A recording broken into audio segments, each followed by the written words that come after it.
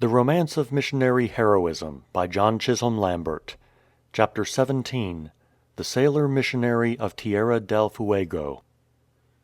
If from the point of view of Christian evangelization South America has justly been called the neglected continent, there is no part of it to which until modern times the description more fitly applied than that southern portion of the mainland called Patagonia, together with the large archipelago of closely huddled islands which projects still farther towards the Antarctic Ocean, and is known by the rather inappropriate name of Tierra del Fuego, or Land of Fire.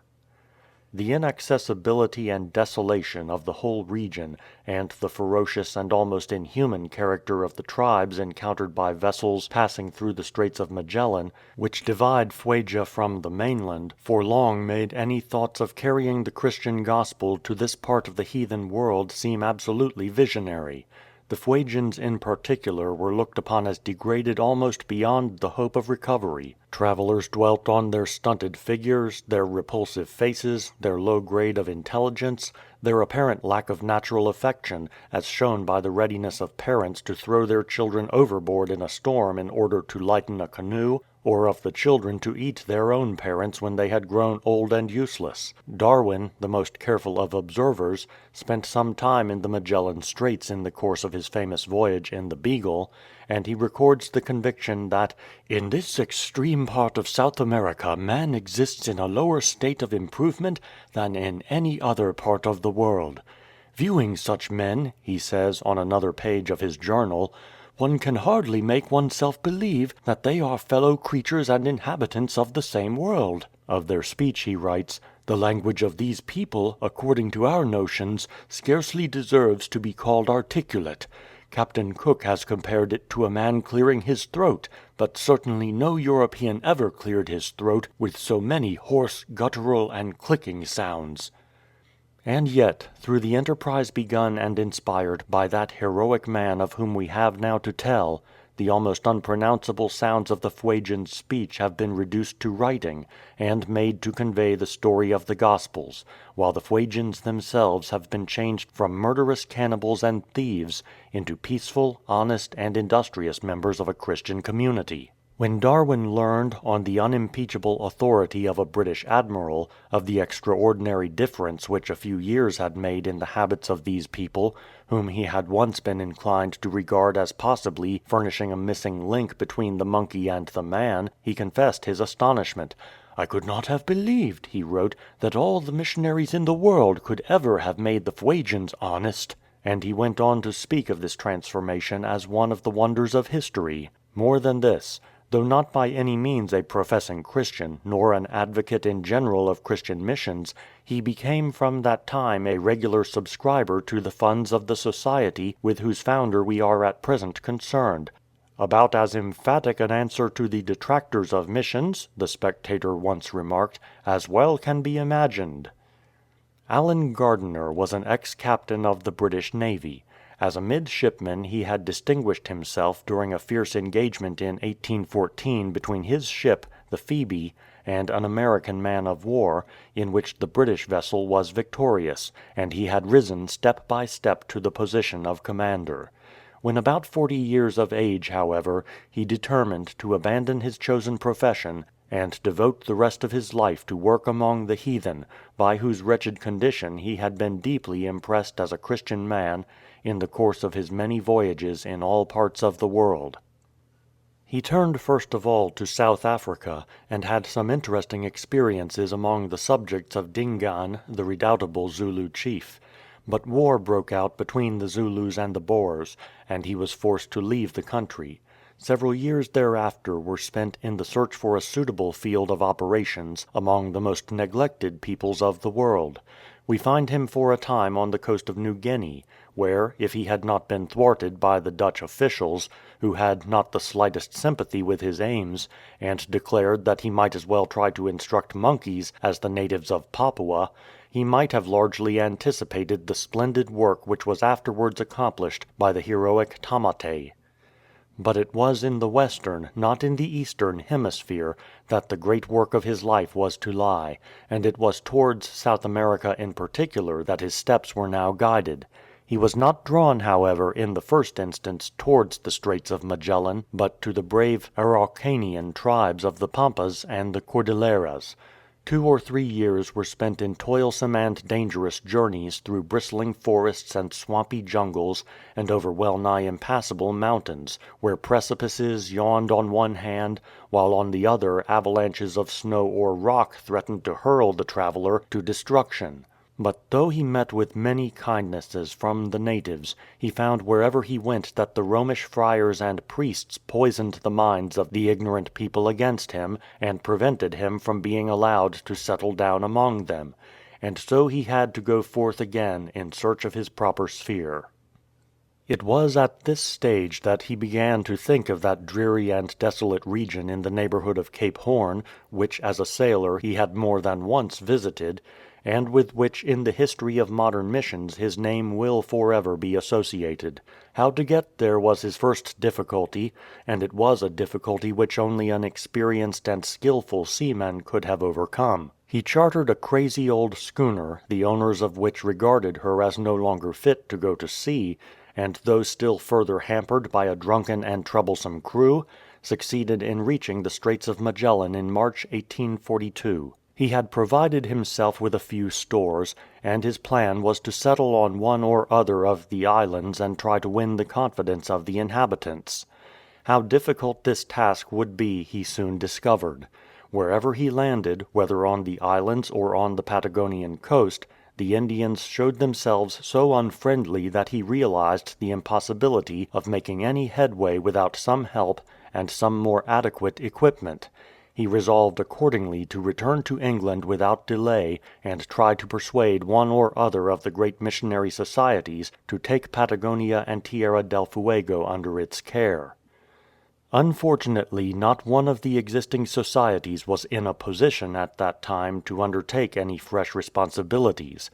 But Gardiner, nothing daunted, next made his appeal to the Christian public, and succeeded at last in originating on a very humble scale what is now known as the South American Missionary Society.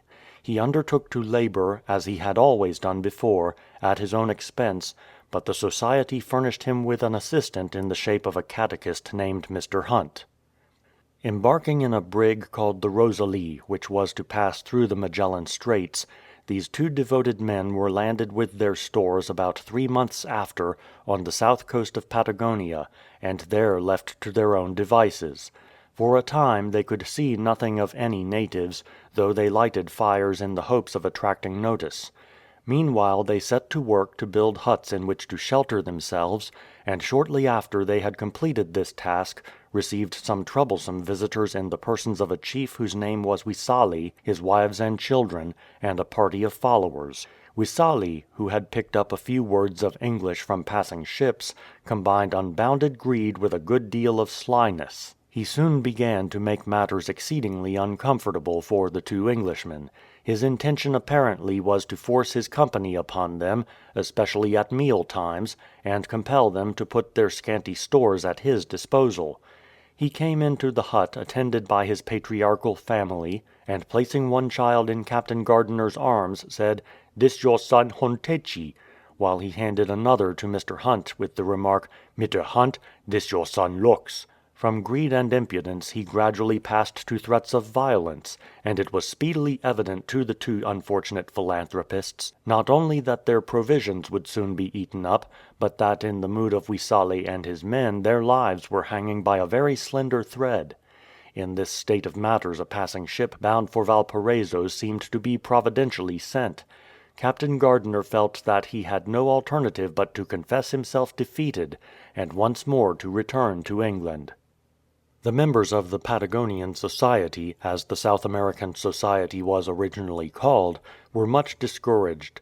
The leader of their forlorn hope, however, never for a moment lost heart. "Hope deferred, not lost," is now the Society's motto, and the faith embodied in these words was the faith by which Gardiner lived. In the meantime he volunteered to see whether anything could be done among the Indians of Bolivia, and flung himself into this new departure with characteristic energy, until one of those domestic revolutions which are so common in the history of South American republics drove him out of the country, and made him feel once again that Tierra del Fuego was his Macedonia, which was calling to him for help. On this occasion, having raised the necessary funds by his own exertions, he persuaded the Society to allow him to take out a party of 4 sailors and a ship's carpenter. He intended the expedition to be in a measure one of exploration, the special purpose being to see whether a suitable base of operations could not be secured, and what would be the best method of reaching the scattered tribes of the archipelago. Owing to his former connection with the navy, he had some influence at headquarters, and by this means one of Her Majesty's ships, the Clymene, which was about to sail for Peru, was placed at his disposal. The Clymene reached Magellan Straits at a time when a hurricane of wind was blowing, accompanied by violent storms of sleet and hail. But after suffering severely from exposure to the inclement weather, Captain Gardiner was able to select a spot for his proposed station in a cove to which he gave the name of Banner Cove, with reference to Psalm 60:4. The friendly warship, however, had not yet proceeded on her voyage when a band of natives came down on the little party encamped on the shore in so hostile and threatening an attitude that Gardiner felt that he must decide immediately whether it would be right to remain in this situation without any possible means of escape in the event of an attack. He had only a few hours in which to make up his mind, and the conclusion he came to was that he had no right to run the risk of sacrificing the lives of his 5 companions. He now began to realize that the only way in which he could hope to evangelize Fuegia was by having a vessel of his own, on board of which he might live when necessary, and be free at the same time to move about among the islands. Accordingly, he re-embarked with his party on the Clymene, and continued his voyage to Peru, from which he made his way homeward via Panama and the West Indies. Though his new idea filled him with fresh enthusiasm, his enthusiasm was not widely shared. At this we can hardly wonder. There are not many persons who possess a hero's indomitable courage together with the perseverance of Bruce's spider. Some of the captain's best friends advised him to give the whole thing up. "Only with my life," was his reply.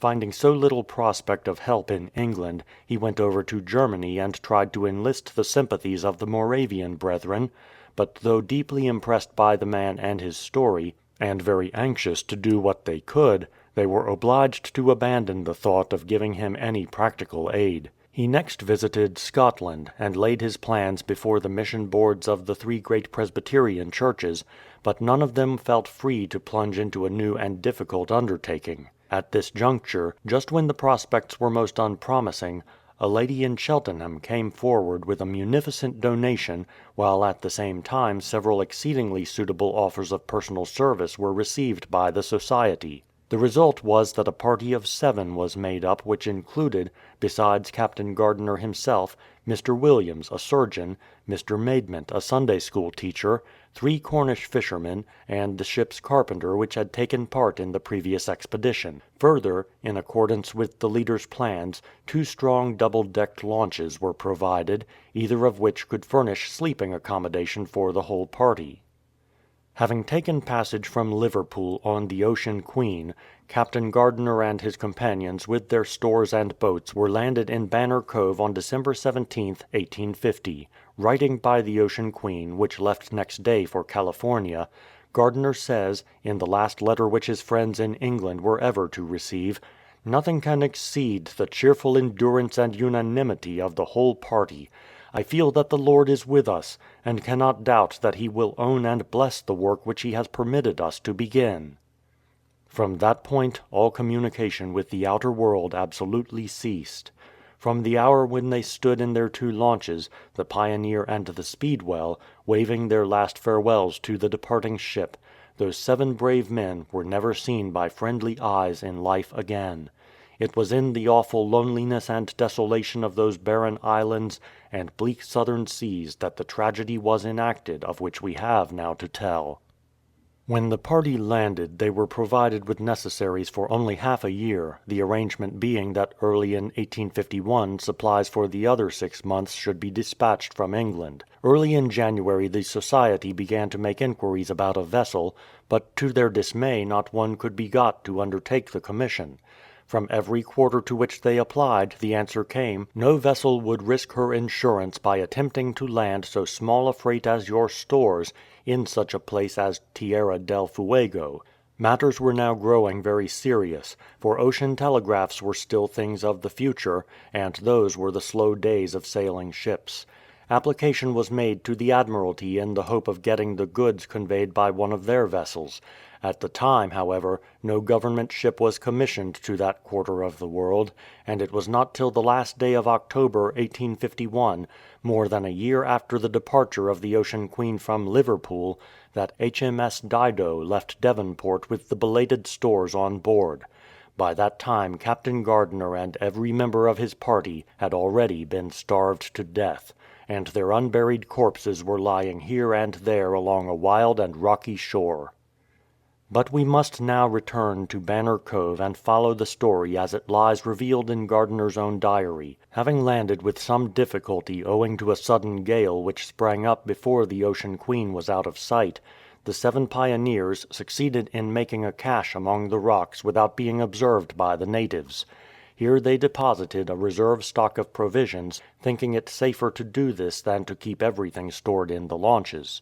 Not long after the Fuegians made their appearance. Several war canoes gathered in the bay, the men on board being all armed with spears, and it was clear from their demeanour that nothing but their dread of guns kept them from attacking instantly, and that they were only waiting for a suitable opportunity to make a sudden and overwhelming rush. The captain accordingly resolved, though with great reluctance, to leave Banner Cove, and sailed to another inlet known as Spaniard Harbour. A few days after their arrival in that place, one of those violent hurricanes sprang up for which the region all around Cape Horn is so notorious. The boats were torn from their anchorage and dashed ashore. The stores and bedding were much damaged, but were secured and transferred to a damp cave. Here the whole party slept for 2 nights, with the result that every one of them was attacked by severe rheumatism. Meanwhile the Pioneer had been driven high up on the beach in so disabled a condition as to be past repairing, and it was decided to let her lie where she was and use her cabin as a sleeping place. Troubles now began to thicken. Scurvy broke out, a deadly disease for men in such a situation, and not long after provisions began to run short. Now and then a few fish were caught, or an occasional wild fowl was knocked over on the beach, but no reliance could be put upon these sources of support. An expedition was accordingly made in the Speedwell to Banner Cove, in the hope of securing the provisions left in the cache, but 2 casks of biscuits were all that could now be found, and these were hardly got when the natives again gathered in force and compelled a hasty retreat. The remaining months were months of dreadful suffering. It had now become evident that food might utterly fail before any relief came. The outlook was dark indeed. Not only was starvation staring them in the face, but disease had laid its enervating hand upon every one of them. We can picture those weary men with each returning morning standing on the shore and scanning the horizon with anxious eyes, waiting for the ship that never came, while the waves beat monotonously on the beach and the sea-birds screamed ominously overhead. And yet they seem never to have lost their courage or their faith. When the hope of life was gone they waited patiently for death, and when it came at last, met it with cheerful resignation. And now something must be said of the search for Gardiner and its results. HMS Dido was not the first vessel to reach Banner Cove. The schooner John Davidson, under Captain W. H. Smiley, which had been hastily commissioned for the purpose in a South American port, arrived there on 21 October, 1851. No one was to be seen, but on the rocks at the entrance to the cove the words were painted, "Dig below, go to Spaniard Harbour, March 1851." Digging, they found a note written by Captain Gardiner in which he said, "The Indians being so hostile we have gone to Spaniard Harbour." Following these directions, Captain Smiley sailed to the place indicated, where, in his own words, he saw a sight that was awful in the extreme. In a stranded boat on the beach a dead body was lying. Not far off was another washed to pieces by the waves, while yet a third lay half buried in a shallow grave. One of the three was the surgeon, Mr. Williams. The other two were fishermen. No traces of Captain Gardiner and the rest were to be seen, and a heavy gale which sprang up all at once made it impossible to linger. Captain Smiley and his men had barely time to bury the dead on the beach in the teeth of a blinding snowstorm, and, as it was, experienced great difficulty in getting back to the schooner. They sailed at once for Montevideo with their dreadful news. Next came the Dido from England. She too was guided from Banner Cove to Spaniard Harbour by the notice on the rocks, and her commander, setting to work with the energy and thoroughness characteristic of a British naval officer, succeeded in clearing up all that remained of the painful mystery. The body of Mr. Maidment was found in a cave to which direction was given by a hand painted on the rocks, with Psalm 62, 5-8 painted underneath. The remains of Captain Gardiner himself were discovered by the side of a boat from which he seemed to have climbed out, and been unable to get in again. For protection against the cold he had put on 3 suits of clothes and drawn woolen stockings over his arms above the other clothing. Below the waistcoat the seagulls had been at work, and had lessened the effects of corruption. His Bible was at hand, containing numberless underlined passages, many of which seemed to have been marked during the time of his suffering as peculiarly suited to his circumstances. Gardiner's journal was also found, carefully written up to the last, and giving many touching details of those dreadful months of starvation, disease, and slowly approaching death. Throughout all that period of anxiety and pain the strong faith of this heroic man appears to have burned like a lamp, while a spirit of affectionate brotherhood and quiet acceptance of the divine will was displayed by every member of the doomed band. The captain's last words seem to have been written when death was very near, and when his mind had begun to wander a little. He addresses himself to Mr. Williams, apparently forgetful of the fact, which is proved by his own journal, that the surgeon was already gone. The note is in pencil, written very indistinctly, and obliterated here and there. My dear Mr. Williams, the Lord has seen fit to call home another of our little company. Our dear departed brother left the boat on Tuesday afternoon, and has not since returned. Doubtless he is in the presence of the Redeemer, whom he served faithfully. Yet a little while, and though the Almighty to sing the praises throne, I neither hunger nor thirst, though 5 days without food. Maidment's kindness to me, heaven. Your affectionate brother in Alan F. Gardiner, September 6th, 1851. Captain Morshead, of the Dido, gathered the remains together and buried them close to the cave in which the body of Mr. Maidment was found. The ship's flags hung at half-mast, one of the officers read the service for the dead, and 3 volleys of musketry were fired over the solitary grave. Alan Gardiner's life is apt to strike us at first as one that was no less tragic in the fruitlessness of its great purpose than in the misery of its end. But it was not in vain that he strove, and above all it was not in vain that he and his brave comrades laid down their lives for Tierra del Fuego. The story of Captain Gardiner's death stirred England as he had never been able to stir her during his strenuous life. It gave a new impulse to the ideals which had led to the formation of the South American Missionary Society. It helped to bring about in due course, through the heroic labors of other noble men who took up the unfinished task, that complete transformation of the Fuegians to which reference was made in the beginning of this chapter. The people of Tierra del Fuego are no longer a degraded and cruel race, the terror of the sailor wrecked upon their dreary coasts. In every part of the archipelago to which the message of the gospel has penetrated they are a humane and civilized folk, ready to give a kindly Christian welcome to any poor shipless mariner who has struggled to their shores out of the devouring waves.